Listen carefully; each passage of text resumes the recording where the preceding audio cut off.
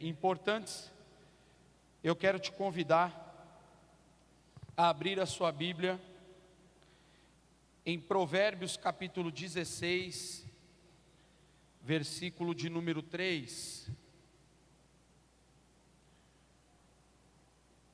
Provérbios 16, versículo número 3, que diz assim: consagre ao Senhor tudo o que você faz, e os seus planos serão bem-sucedidos. Eu já devo ter preparado mensagens sobre esse texto pelo menos umas 4 ou 5 vezes nesses últimos 10, 15 anos. E é interessante que cada vez que você se depara com o texto da palavra de Deus, você consegue extrair informações extremamente relevantes e importantes para temáticas muitas vezes distintas. E quando eu estava preparando essa mensagem, eu fiquei pensando o que eu poderia dizer dentro desse texto sobre a proposta agora deste domingo, que é confiança, sobre termos confiança no Senhor. E eu pedi a Deus que colocasse no meu coração qual direção a gente precisaria estar seguindo para entender isso melhor. E diante de uma situação complicada, e aqui a gente já vai pensando um pouco, na proposta do tema, mas quando a gente está enfrentando um problema, um desafio, uma situação difícil, essa pergunta talvez ela seja importante para a gente começar a entender o que a gente vai falar aqui nessa manhã. Você busca uma solução para o teu problema de imediato, com os teus próprios esforços, ou você tem o hábito de orar, pedindo uma direção para Deus resolver teu problema? Essa primeira pergunta ela é importante para a gente refletir. Você não precisa responder para mim, você não precisa, sabe aquela história assim, olha para o irmão que está do seu lado e pergunta para ele, o que você faz quando tal? Não, eu não vou pedir para você fazer isso, é difícil. Tem coisa que é legal você fazer isso, tem coisa que fica difícil, né, Beth? Olha para o irmão e fala, ô irmão, você ora para resolver seus problemas ou você faz tudo que vem na tua cabeça? O problema não é só a pergunta, talvez seja a resposta. Se a pessoa estiver ativado com o modo sinceridade, talvez ela escandalize você. E aí, ao invés de você fazer aquela cara que a gente faz no aconselhamento pastoral normalmente, que você está ouvindo algo terrível, e você está com aquela cara de paisagem, ali por dentro você está assim, meu Deus do céu, e você está ali olhando, o que o irmão já faz normalmente? Jesus misericórdia. Aí pronto, aí a pessoa nunca mais responde para quem está do seu lado, porque ela vai falar assim, não me compreenderam. Mas por que eu estou te provocando com isso? Porque quando a gente fala de confiança, é uma questão extremamente relevante para a gente pensar na relação de confiança que a gente desenvolve com a pessoa de Jesus no nosso dia a dia. E aí, quando a proposta do texto de Provérbios diz que nós devemos consagrar ao Senhor poucas ou algumas coisas da nossa vida, acho que não é isso que o texto está dizendo, né? O texto diz tudo o que você faz. A gente começa a entender que quando se trata da nossa relação de confiança com Deus, ela não pode ser fragmentada. Eu não posso ter uma capacidade de confiar em Deus numa determinada área. Eu sou a pessoa que mais confia, eu tiro nota 1000 quando é aquele quesito. Mas quando entra um outro assunto na minha vida, eu sou nota 2, eu sou nota 0, eu sou nota 20. Então perceba que quando se trata de confiança na relação com Deus, e aí é que talvez é o grande desafio para nós, é que não dá para confiar alguma coisa, não dá para confiar um pouquinho, não dá para confiar bastante, não dá para confiar às vezes. Ou a gente decide confiar tudo o que nós fazemos, quem somos e como pretendemos prosseguir na nossa vida, ou essa relação de confiança, ela vai ser extremamente vulnerável. E aí a proposta do tema dessa manhã: se lance nos braços de quem não falha. E por que eu coloquei esse tema? Porque quando alguém pede para você confiar totalmente numa pessoa,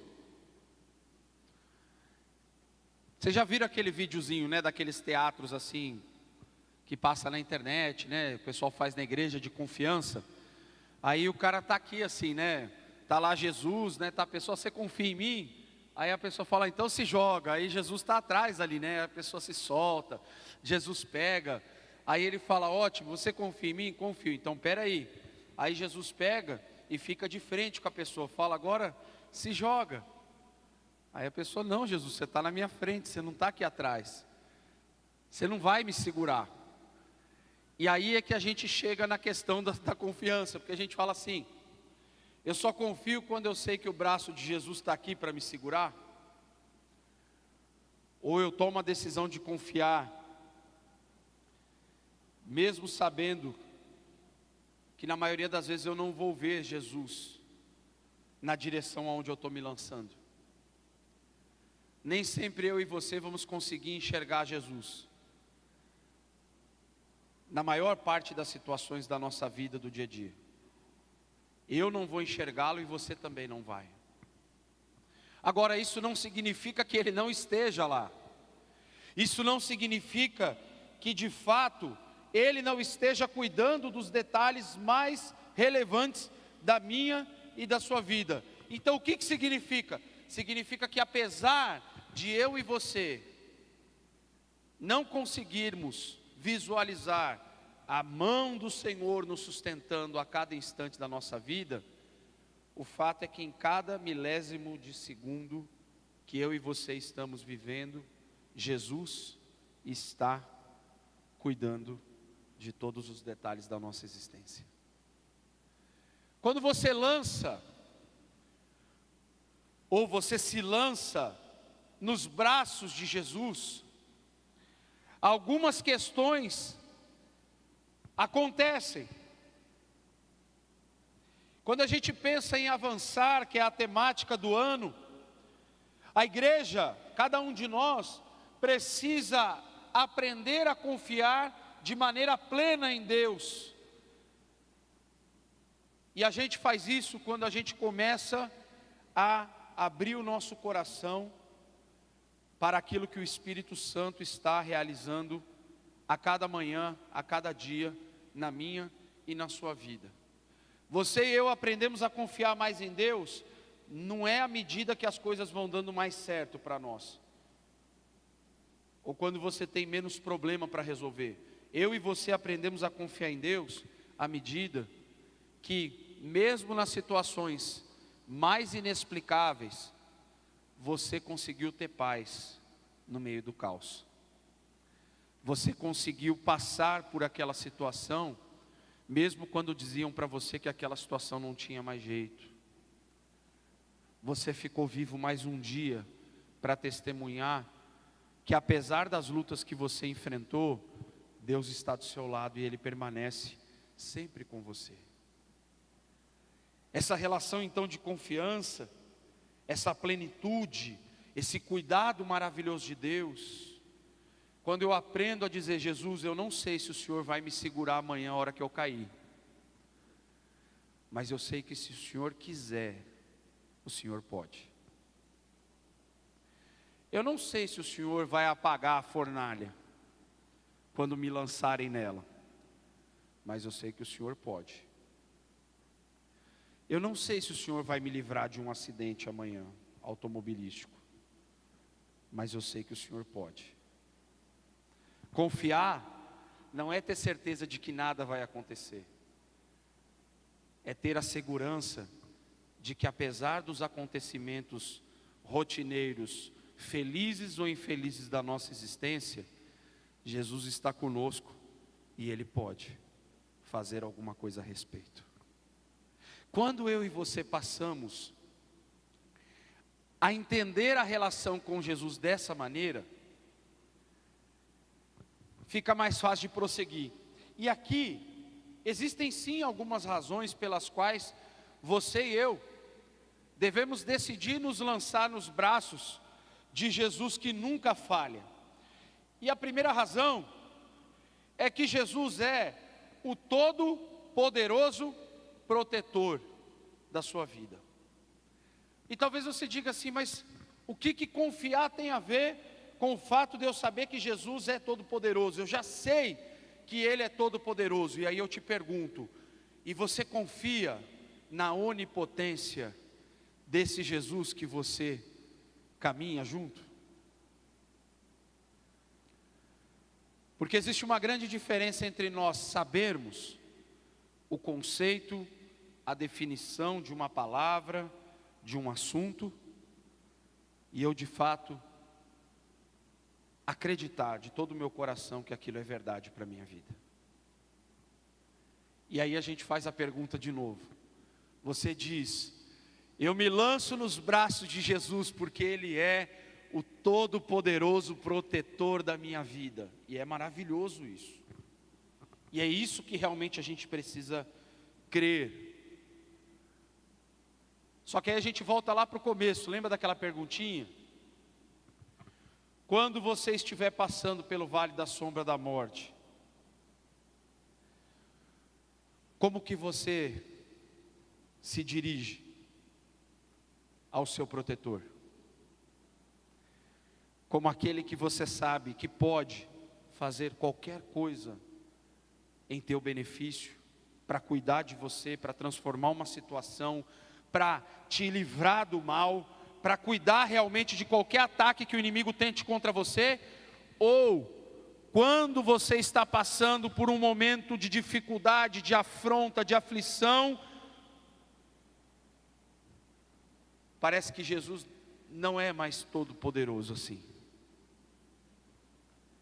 E aí a gente tenta encontrar nas nossas próprias forças a defesa, o escudo para resolver os nossos problemas. Percebe como é diferente você dizer, Deus, eu creio que Ele é todo-poderoso. Ah não, eu acredito, Jesus é todo-poderoso, Ele é Deus.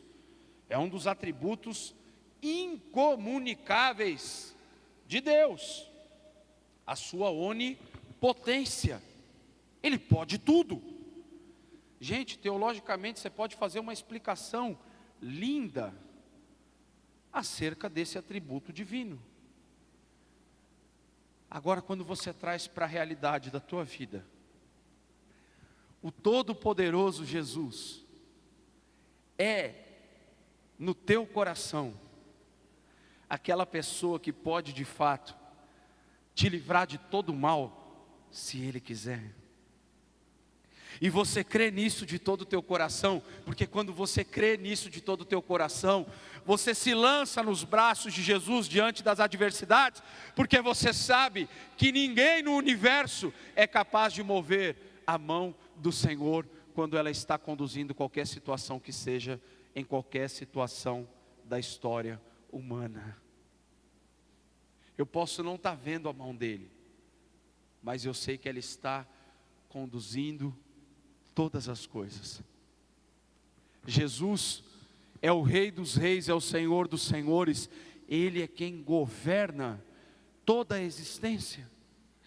Então, quando eu olho para essa palavra todo-poderoso, E por isso que muitas vezes as pessoas se frustram, porque elas querem uma resposta imediata do onipotente. E a questão é que muitas vezes, ou na maioria delas, nem sempre essa resposta poderosa, ela chega, mas não significa que ela não esteja acontecendo.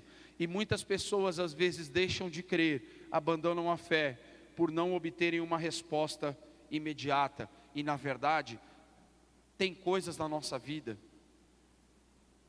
e quem está fazendo a leitura diária da Bíblia aí está vendo isso, logo de começo de ano. Tem coisa que Deus vai falar para você e vai demorar mais de duas décadas e meia para Deus cumprir. Tem situações que Deus vai te prometer, que não é para os teus olhos verem, é para a tua posteridade viver. Tem promessas que Deus fez para Abraão que ele nunca viveu. Mas ele disse assim: através de você, todas as famílias da terra serão benditas, serão abençoadas. Abraão viu todo mundo aqui ser abençoado, vivendo? Não. Só que Abraão, isso que era extraordinário nele. E Abraão com certeza sabia que Deus era esse todo-poderoso que o protegia. Por que eu estou dizendo isso? Porque naqueles tempos, você sair do seu clã, abandonar a tua terra, a tua convivência, ir para um lugar totalmente desconhecido, era algo impensável, porque as famílias viviam todas juntas para que elas pudessem se proteger.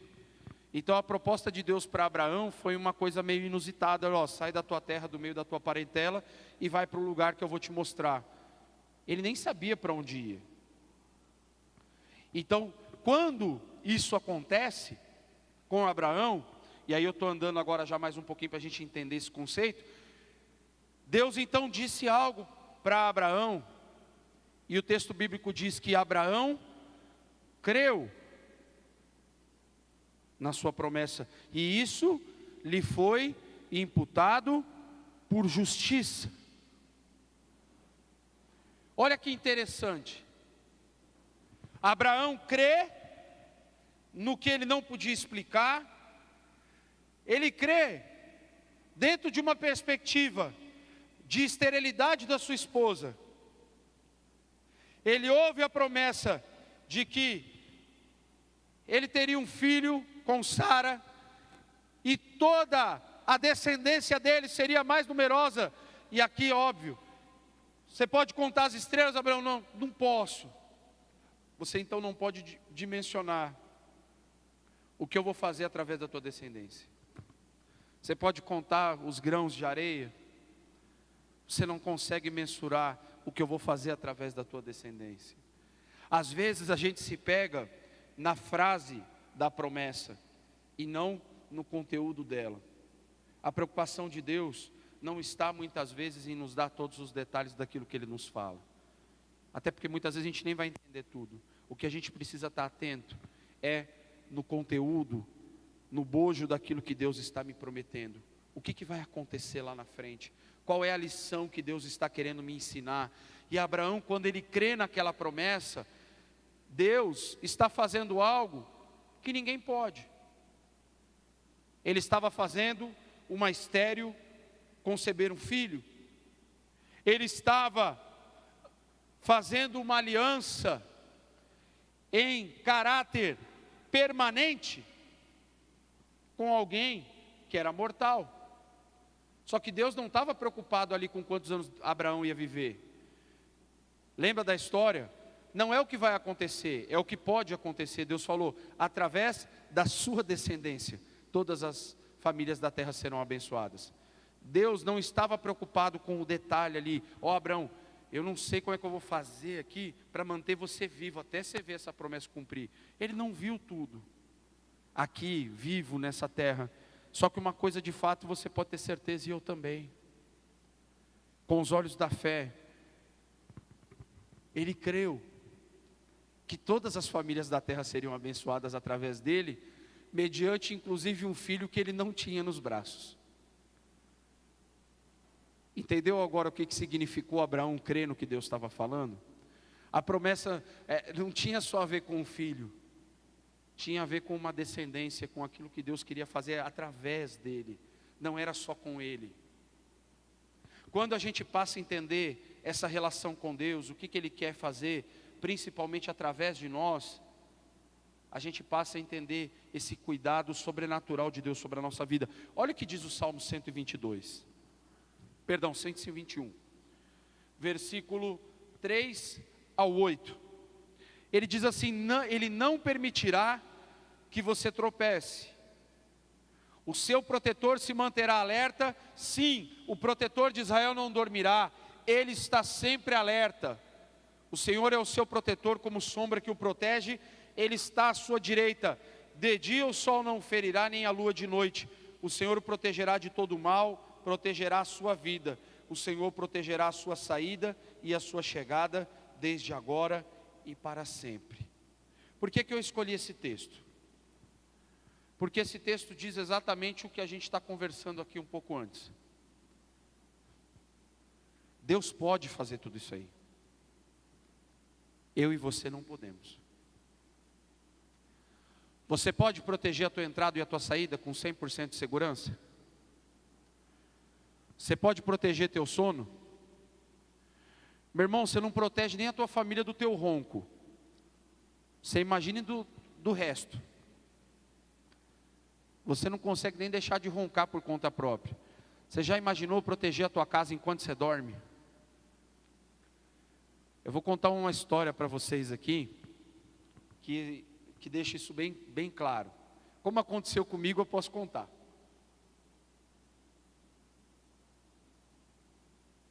Já há alguns anos atrás,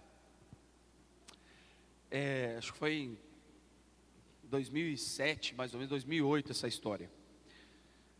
Eu era síndico do prédio lá em São Paulo, que eu morava. Eu sempre gostei de ficar metido nessas coisas, né? E o que aconteceu só? Eu levantava normalmente às 7 da manhã para ir trabalhar, eu fazia entrega lá na 25 de março. E eu estava até com o carro carregado já tinha carregado na noite anterior na firma e estava com o carro já para ir fazer as entregas no dia seguinte. E aí, começou a tocar o telefone, começaram a bater na porta e eu acordei assustado, era umas 6 horas mais ou menos. Eu falei, nossa, essa hora o povo está incomodando e tal. A hora que eu fui ver, o zelador estava batendo lá, porque ele falou assim: ô senhor Rubens, você vai precisar descer lá, você não está escutando? Eu falei, o quê? Ele falou, o alarme do prédio, o caminhão do corpo de bombeiro que acabou de passar, está pegando fogo no apartamento. Acho que era no 10º. Irmãos, eu morava no 2º andar. Tocou a sirene de alarme do prédio, eu não acordei. O caminhão do bombeiro passou na frente da janela do nosso quarto, eu não acordei. E o caminhão do bombeiro, ele é bem silencioso, né? Quando ele chega, né? Gente, teve que ter aquele negocinho lá de os caras subiram, apagar, aquela movimentação. Bom, irmãos, é o seguinte, eu cheguei, sabe o cara que chegou no fim da festa? Eu cheguei lá para dar meus pêsames para o casal que tinha pego fogo no apartamento, porque o bombeiro já tinha ido embora a hora que eu subi lá para ver, lá tá tudo bem e tal. O que eu quero dizer? Meu irmão, se dependesse de mim naquela época, para eu defender minha casa, se eu não escutei o caminhão do bombeiro passar na frente do meu quarto, praticamente, que era muito próximo, você acha que eu teria condição de escutar alguém abrir a porta ali, de noite e tal, entrar? Nunca. Por isso que esse exemplo drástico te mostra muita coisa, e para mim também. Só dá para confiar em quem pode cuidar de você em momentos que mais ninguém pode. Porque Deus não dorme. Porque Ele está sempre agindo em favor do seu povo. Ele sempre está cuidando das pessoas. À sua maneira, Ele está cuidando de cada um de nós. E quando a gente entende que Ele pode, confiar fica mais fácil. Quando você tem a certeza de que Deus está guardando todos os teus passos, suas decisões serão seguras, você não temerá o mal, porque Jesus é quem te guarda. Segundo, além de todo poderoso protetor, Jesus é o extraordinário provedor. Você vai perceber que eu estou tocando aqui em assuntos que normalmente são os que mais mexem com a nossa fé e nos balançam na nossa relação com Deus. Quando nós falamos em provisão, lembra aquela pergunta do começo da mensagem? Ela volta para mim e para você, para a gente pensar. Qual que é a tua primeira ação quando você está passando por um problema? E entenda bem aqui, porque aqui também existe algo importante, principalmente nesse assunto financeiro.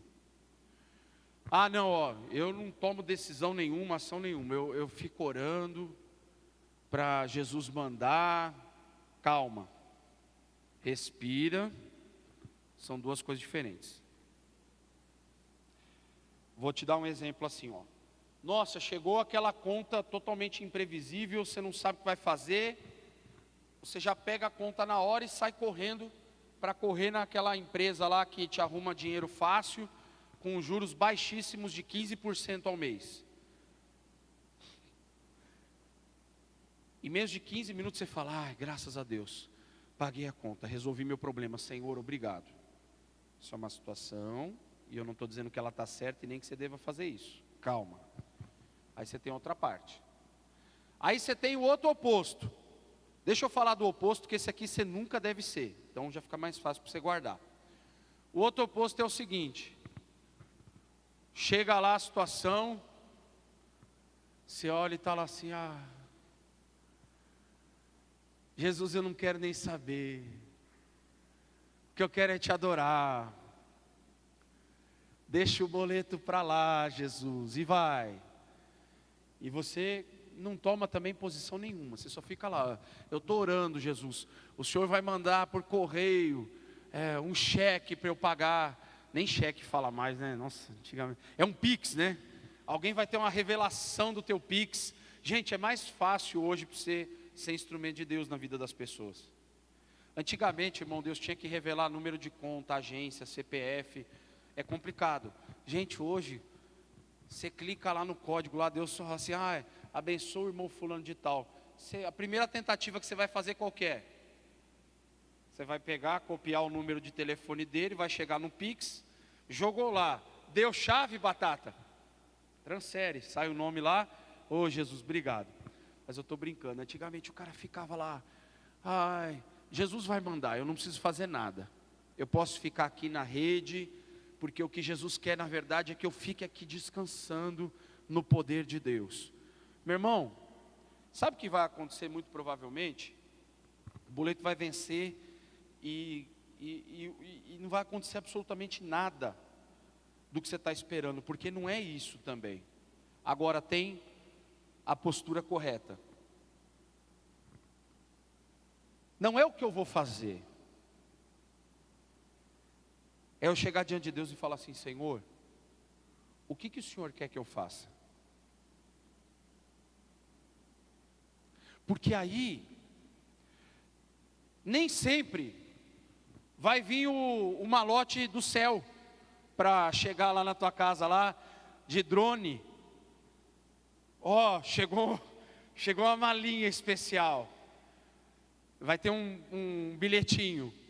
Meu filho, assim diz o Senhor, ouvi a tua oração. Assinado Papai do Céu. E aí vai chegar de drone lá no teu quintal, lá uma mala de dinheiro. Eu acho pouco provável que isso aconteça. Agora olha que interessante. Deus pode sim mover o coração de uma pessoa e falar assim, eu quero que você abençoe a vida do fulano de tal que ele está precisando. E você vai, ouve a voz de Deus, pega o recurso que Deus te deu e você chega lá e entrega. Você não tem o Pix, você pega o envelope. Antigamente era assim, né? A pessoa ia com o envelopinho na casa da outra. Irmão, Deus mandou te dar. E a pessoa ia embora e tal. E só você e Deus sabiam daquela necessidade. Então isso acontece, eu não estou desmerecendo isso, pelo contrário. Agora, percebeu quem é que está dirigindo tudo? Deus tocou o coração de uma pessoa, porque uma outra pessoa orou a Deus, Ele moveu as coisas. Deus faz isso. Mas dessa forma. Aí tem uma outra forma também. Deus pode chegar e falar assim, realmente, você deu um passo maior que a sua perna, você não planejou, agora você vai ter algumas consequências que você vai ter que arcar com as suas decisões. Então sim, vou te abrir uma porta para você conseguir uma solução. Não é a melhor, mas é possível aqui. Você vai ter alguns sacrifícios, você vai ter que fazer isso. Talvez você vai ter que vender o carro que você tem para poder pagar a conta, ou você vai fazer aquilo. Mas aí Deus não está agindo, porque Ele não proveu. Ele proveu orientação administrativa para você, querido. Para você resolver o teu problema. Porque às vezes a gente pensa que Deus, Ele só vai assinar o cheque para te mandar. E muitas vezes Deus vai ensinar a gente não precisar que Ele assine o cheque para nós. E isso é um aprendizado duro. Para mim, para você. Agora, por que eu estou dizendo tudo isso? Porque a proposta de Deus para nós nunca é, vocês me conhecem já há algum tempo. Eu não sou adepto da teologia da prosperidade, nunca fui, porque ela não dá certo, ela não é bíblica. A teologia da prosperidade. Agora, a prosperidade bíblica e que Deus faz e que está na palavra dele, eu sempre fui a favor porque está escrito na Bíblia. Então existe uma diferença. E Deus nos conduz sim por caminhos prósperos, para caminhos de crescimento, para a gente ser abençoado. Deus não fica lá com uma planilha, meu filho está ganhando muito, eu acho que eu vou dar uma apertada nele para ele aprender a confiar mais em mim. Não. Até porque se eu cheguei a alguma situação ou você de construção na vida, é porque Deus foi te dando condições para que isso acontecesse. Deus não é incoerente. Agora, olha o que Deus fala lá no profeta Isaías, capítulo 54. Esse texto se cumpriu na igreja do pastor Serginho. Eu não sei se a Márcia lembra, a gente estava lá nesse dia. A gente tinha voltado do Paraguai, isso foi em 2006. Eu fui pregar lá na igreja dele, acho que era um sábado à noite. E o Marquito era o ministro de louvor da igreja lá nossa em São Paulo. E ele foi junto para tocar. E ele tinha feito uma música com esse texto. Só que quando ele estava no meio da ministração do louvor, ele trouxe uma palavra profética para a igreja. E Deus estava falando com base nesse texto. Vocês terem uma ideia, na época, a igreja do pastor Serginho, ela começava com uns 3 metros mais ou menos de pé direito na porta, e aonde eu estava pregando, sobrava isso aqui. E talvez tinha uns 7 por 15, assim mais ou menos. Esse era o templo da igreja do Jardim Colonial, pastor Serginho, em 2006. E o Marquito estava ministrando e Deus falou através dele. E Deus disse lá na época para a igreja, o pastor Serginho sempre me lembra disso. Deus falou lá para a igreja, alarguem o espaço da tenda de vocês. Eu vou ampliar os espaços. Sabe o que Deus começou a fazer durante os anos lá? Aquela área não estava regular ainda para eles, porque estava em nome da nossa igreja, porque é uma congregação lá, da nossa igreja em São Paulo. Passando os anos, o pastor Serginho começou a trabalhar, regularizou toda a área da igreja lá. Começou a construir o templo, ele ampliou o templo, ele dobrou o espaço do templo onde ele estava, quebrou tudo. Depois ele começou a construir para trás, e agora estão fazendo um galpão lá no fundo, para no futuro mudar a igreja para o fundo ali, porque é um pouco maior, é mais arejado ainda do que o que já ficou bom, que é na frente. Por que eu estou dizendo tudo isso? Porque quando eu vou lá, e eu penso assim, eu olho, 15 anos depois praticamente, de ter ouvido Deus falar para eles ali, para aquele povo, olha, eu vou fazer isso, eu vou fazer assim, assim, e você vai percebendo as coisas se realizarem. Deus proveu cada situação para eles estarem onde eles estão. Então Deus sim, Ele tem planos de nos fazer caminhar, prosperar, crescer. saia dessa ideia franciscana de que você não precisa ter nada, de que você não pode ter nada, de que você ter uma roupa que você goste ou um tênis, isso é demérito para você, de que você não pode ter uma casa para passear no litoral ou no interior, no sítio. Você pode. Se isso não tomar o teu coração e não desviar você do caminho do Senhor, você pode. E inclusive você pode me convidar para ir junto com você passear quando for possível. Não tem problema nenhum. Você não pode virar escravo daquilo. E qual é o grande problema de boa parte dos crentes? Quando você conquista determinadas coisas, você deixa de fazer o que você fazia lá atrás. Você era o cara do estudo bíblico, da vigília, estava junto, orava, buscava, todo animado. O que aconteceu com aquela pessoa? Ela conquistou o que ela buscava tanto. Só que daí ela abriu mão de tudo aquilo que a edificou para conseguir conquistar tudo aquilo. Você nunca pode se esquecer de onde Deus te tirou. E Deus lembrou isso muito bem para Davi. Eu tirei você do meio das malhadas. Você cuidava das ovelhas do teu pai e te fiz soberano sobre Israel. Deus fez esse alerta para ele: nunca se esqueça de onde eu te tirei. Você nunca se perde quando você sempre sabe no caminho que você está seguindo. Você se perde quando você esquece de onde você saiu e qual era a direção que te ensinaram a seguir. Quando você perde o teu norte, a tua referência.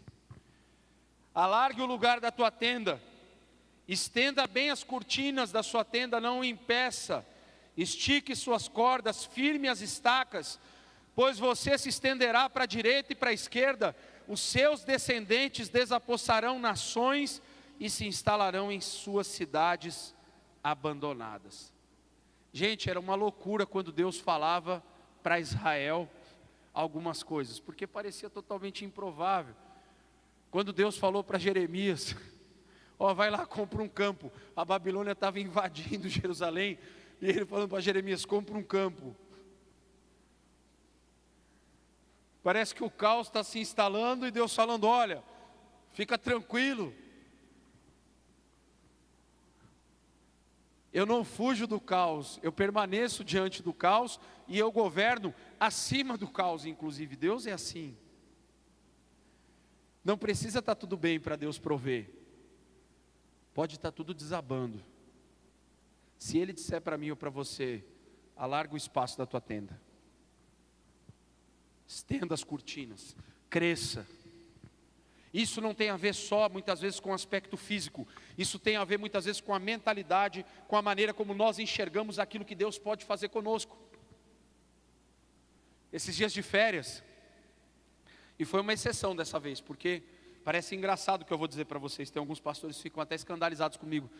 Um pastor, eu fui pregar outro dia, quando eu falei isso lá, ele falou: nossa, irmão, mas você faz isso mesmo?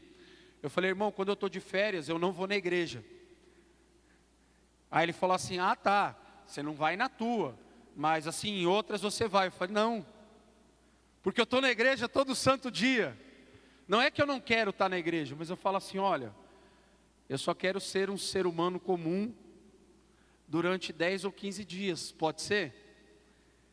E aí tem gente que se escandaliza com isso, fala: meu Deus, o pastor não vai na igreja quando ele está de férias. Você vai no seu trabalho quando você está de férias? Você vai lá na fábrica lá? Dá um oi para a galera do turno? Vou ficar aqui umas 4, 5 horas com vocês aqui. Vai, Marcelo? Vocês ficam lá batendo papo nas férias, não? É a mesma coisa. Ambiente, você precisa trocar, você precisa descansar. Agora olha que interessante, nesses descansos, dessa vez eu abri uma exceção, porque eu estava com saudade de fazer uma coisa. Foi engraçado, de manhã a pastora Márcia e as meninas foram no culto lá na igreja em Botucatu. E ela falou assim: você vai no culto? Eu falei: eu não. Vai ser aqueles maridos desviados assim, né? Eu falei: eu não, pode ir. Fiquei eu e o Danny Boy lá, na chácara. Aí, eu recebo aquela ligação assim: prepara o almoço que a turma está indo. Estava vindo o pastor Marcos, a Fabiana, uma turma lá e tal. E aí eu comecei a organizar as coisas lá tal. Aí eu virei para eles: Ei, ô pastor, ô irmão, não foi no culto? Eu falei: não, eu vou hoje à noite. Lá tem culto de manhã e de noite. Falei: eu vou hoje à noite lá. Ah, vai. Falei: não, é que nossa igreja é só de manhã. E no culto de manhã eu vou na minha igreja. Agora eu vou à noite aí, faz muito tempo já que eu não vou num culto à noite, num domingo. E aí eu brinquei e nós fomos. Mas foi interessante, porque normalmente no momento de culto, que você está orando, que você está adorando ao Senhor, algumas coisas vêm na nossa cabeça, né? Aí eu fiquei me lembrando desse texto aqui. Gente, eu não estou pensando em ampliar a igreja, não. Podem ficar tranquilos com isso. Mas, aí Beth, esse mais é importante, né? Mas,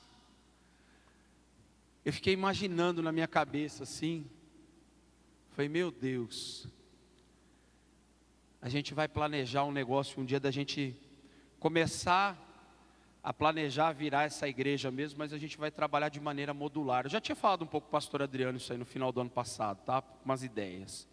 Mas não está pronto ainda. E aí lá, eu não vou falar que eu tive visão, porque eu não vou espiritualizar isso aí, porque eu não tenho dom de visão, então não vou falar. Mas eu fiquei pensando, falei: Deus, mas como é que vai fazer isso aqui? Mas você está preocupado com tanto detalhe, você só tem que entender o seguinte: se eu disser, aí que foi interessante, se eu disser para você faça, não se preocupe, faça. Porque a palavra do texto aqui, Deus diz assim: alarga o espaço da tua tenda. Deus não está falando assim: olha, vê se você quer fazer isso. Porque aí perceba, quando Deus está nos dando uma direção de provisão, isso aqui eu estou usando isso aqui de exemplo, mas serve para qualquer área da sua vida. Se Deus está te dando uma direção, então faça. Porque confiar é isso. Irmãos, com Deus, você nunca vai ter certeza de nada. Nunca. Eu garanto para você, pode confiar, né, até fazendo aqui alusão aqui pode confiar no que eu estou dizendo. Com Deus, você nunca vai ter certeza de absolutamente nada. E se você quiser ter certeza, daí não é com Deus, é com você mesmo. Porque você só pode ter segurança do que você toca, do que você vê. A relação com Deus não é assim. Se Deus disser para você: alarga o espaço da tua tenda, vá. Se Deus disser para você alargar, você sabia que para alargar, para construir, nem sempre para você ampliar, para você aumentar algo, significa que você só vai, de fato, fazer mais. Você sabia que você cresce? Olha aqui, parece uma coisa maluca que eu vou te dizer. Mas você sabia que você avança reduzindo algumas coisas? Sabia que você cresce quando você delimita alguns espaços? Sabia que você guarda dinheiro quando você gasta menos? Você que gosta de razão e de lógica, tem lógica o que eu estou te falando. Às vezes para você, sabe aquele ditado antigo que falava? Às vezes para dar um passo para frente, dar o passo para trás não é retroceder. Retroceder é desistir da caminhada que você está. Reduzir um passo significa você conseguir avaliar com um olhar mais amplo tudo aquilo que está à sua volta. A gente olha para o texto: não, irmão, não, se eu andar para trás eu retrocedi. Não, andar para trás aqui é desistir da caminhada que Deus te colocou, da direção que Deus te colocou. Se você não desistiu, muitas vezes Deus vai chegar para você e vai falar assim: o que Deus falou para Israel? Qual foi a promessa inicial? Me lembrei aqui, vale a pena, para eu seguir para a próxima questão aqui. Quando eles estavam atravessando o Mar Vermelho, qual foi a promessa que Deus deu para Moisés e para o povo? Eles estavam indo para onde?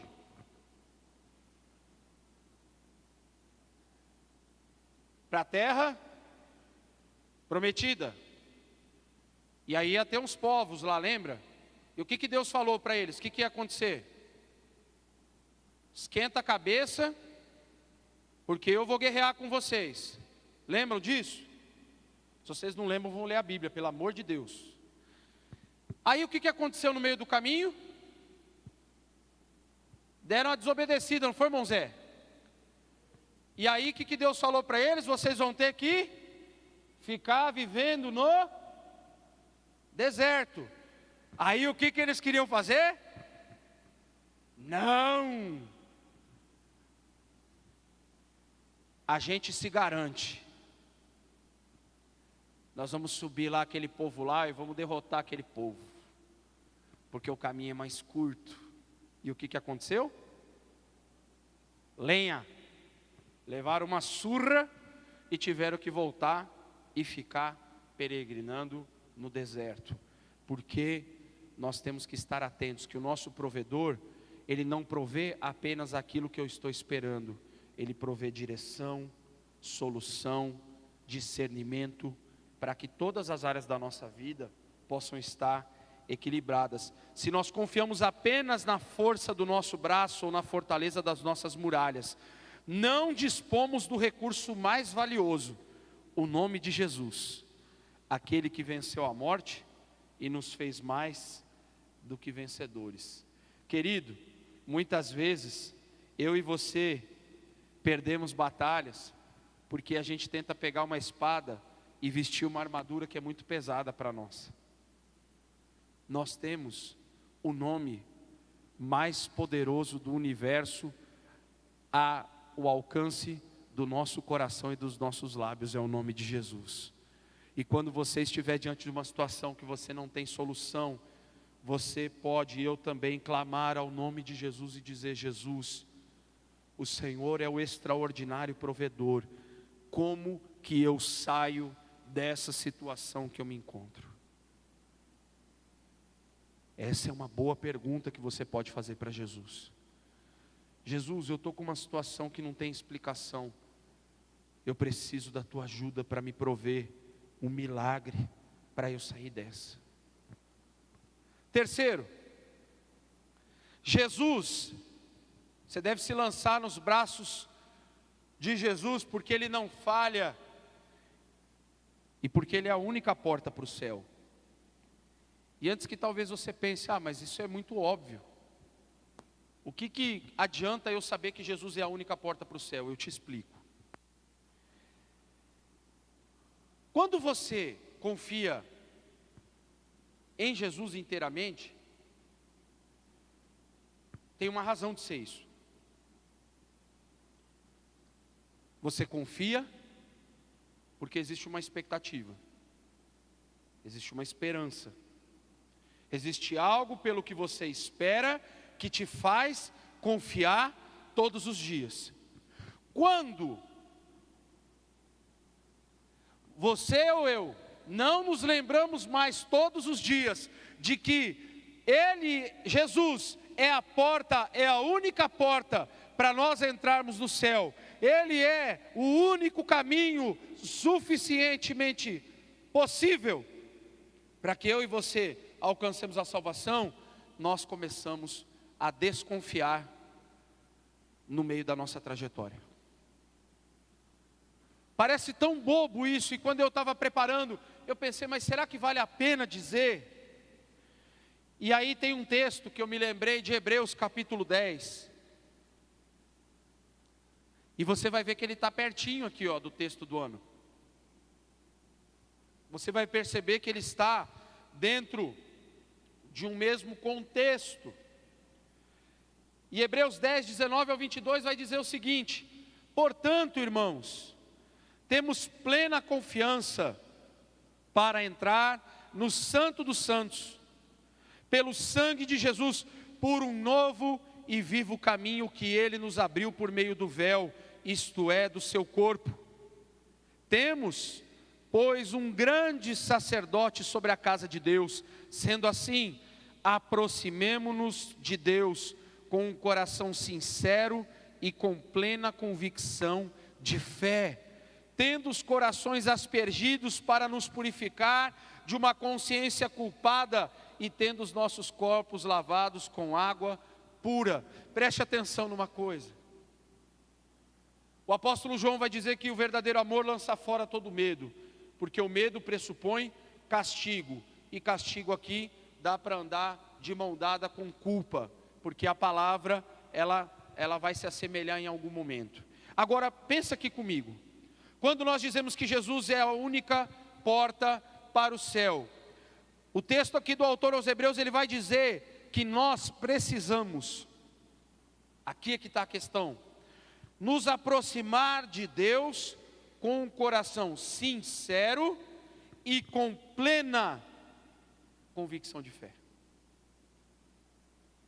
Em outras traduções vai dizer com plena confiança. Se você e eu não confiamos totalmente no céu, nas promessas do céu, e aquilo que o céu, que Jesus já preparou no céu para mim e para você, vai ser muito difícil a gente confiar em Jesus nessa trajetória, nessa vida. Sem a expectativa do céu, nós estamos fadados a olhar para as circunstâncias ao nosso redor. Quando você olha para o céu, quando você tem os teus olhos fitos em Jesus, o autor e o consumador da tua fé, você consegue agir de uma maneira diferente. Olha só, o único caminho que te conduz para a eternidade com Deus é Jesus Cristo. Ele é a porta da salvação e ela está diante de você. Se você bater nessa porta, ela abre para que você entre na verdadeira vida. Você quer viver uma vida de verdade, de confiança em Deus? Você tem que render o teu coração para Jesus e você tem que servir a Jesus todos os dias da sua vida. E você precisa esperar pelo céu como se ele fosse acontecer hoje para você. Se a tua expectativa do céu não for imediata, mesmo que ela tarde a chegar aos teus olhos, você vai acabar olhando mais para as circunstâncias do que para a esperança que você possui. Quarto, se lance nos braços de quem não falha. Esse Jesus maravilhoso, ele é a razão de tudo. Quando nós falamos em confiança, nós temos que nos lembrar do que o próprio Senhor Jesus falou para o apóstolo João lá em Apocalipse. E ele disse assim: disse-me ainda, está feito, eu sou o alfa e o ômega, o princípio e o fim. A quem tiver sede, darei de beber gratuitamente da fonte da água da vida. O vencedor herdará tudo isso. Eu serei o seu Deus e ele será o meu filho. Jesus é a razão de tudo, porque tudo começou através do Filho. Tudo que nós temos foi criado por Ele. Sem Ele, nada do que se vê teria sido criado. E tudo se consuma no Filho, porque Jesus um dia foi para aquela cruz por mim e por você, para nos tornar agora herdeiros e co-herdeiros com Cristo, de todas as promessas que a eternidade nos reserva, de podermos ser chamados filhos de Deus. E ser filho tem a ver com confiança. João capítulo 1, versículo 12 vai dizer: pois todos quantos creram e o receberam, deu-lhes o poder de se tornarem filhos de Deus. Crer e receber, uma decisão clara de confiança. Jesus, eu te recebo como meu único e suficiente Salvador e Senhor da minha alma. E quando você recebe a Cristo no seu coração, quando Jesus é a razão de tudo para você e para mim, nós desfrutamos dessa confiança. Eu não sei tudo o que vai acontecer amanhã, mas se Jesus é a razão de tudo para mim, eu sei que o meu amanhã está em Cristo, está com Cristo, vai ser dirigido por Cristo, vai ser provido por Cristo, vai ser guardado por Cristo, porque Jesus é tudo e está em todos. É isso que o apóstolo Paulo vai dizer. Ele é o cabeça da igreja, Ele está conosco em todo o tempo. E olha que coisa linda que Paulo vai dizer em Romanos 8,17. Ele disse: somos filhos, então somos herdeiros, herdeiros de Deus e co-herdeiros com Cristo, se de fato participamos dos seus sofrimentos, para que também participemos da sua glória. Jesus nos faz uma doação gratuita de sua vida na cruz, para que pudéssemos receber o perdão, a restauração, a salvação, nos tornando co-herdeiros com Ele em todas as coisas. Eu quero concluir.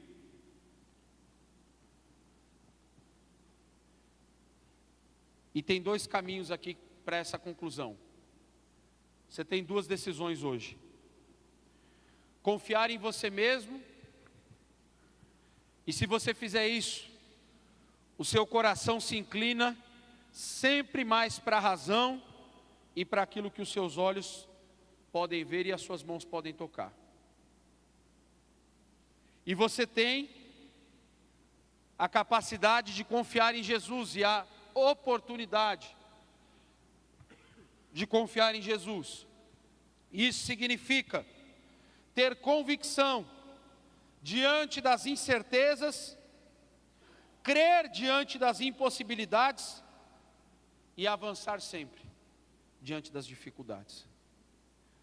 Ou seja, crer em Jesus é você ter certeza de absolutamente nada que os teus olhos veem, que as tuas mãos tocam, mas ter a absoluta convicção, porque quando Jesus entra no teu coração, o que Ele faz você sentir, homem nenhum pode explicar, ninguém consegue refutar, porque a presença de Deus é única na vida do ser humano, e quando você tem essa presença de Jesus no teu coração, você pode não estar vendo a solução do teu problema, você pode não ter força para resolver aquela situação, você pode não ter caminho nenhum para seguir, você tem Jesus no seu coração, você tem a certeza de que Jesus está com você, e se você tiver Jesus ao lado, pode ficar tranquilo, Ele vai te conduzir em todos os teus caminhos.